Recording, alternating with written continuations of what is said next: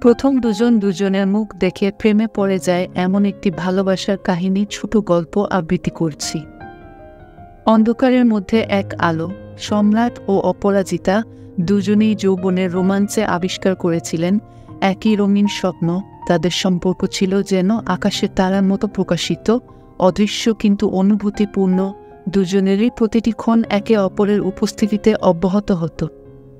কিন্তু সৃজনশীল আকাঙ্ক্ষা এবং সমাজের সঙ্গীতের দায়িত্বে তাদের পথ পৃথিবীর হেমন্ত থেকে শীতকালে পর্যন্ত অবশান্তির জন্য সমস্যাগুলি তৈরি হতো।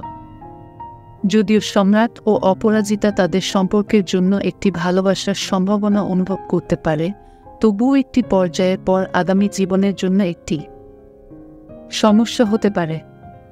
একটি গল্পের কাহিনী যা একটি বাস্তব ঘটনা তুলে ধরা গল্প জীবনের বিচিত্রময় করে তোলার অন্ধকারের মধ্যে ভালোবাসার আলো গল্পটি শেষ হয়ে গেল। আরও নিত্য নতুন ভিডিও পেতে চ্যানেলটি সাবস্ক্রাইব করুন।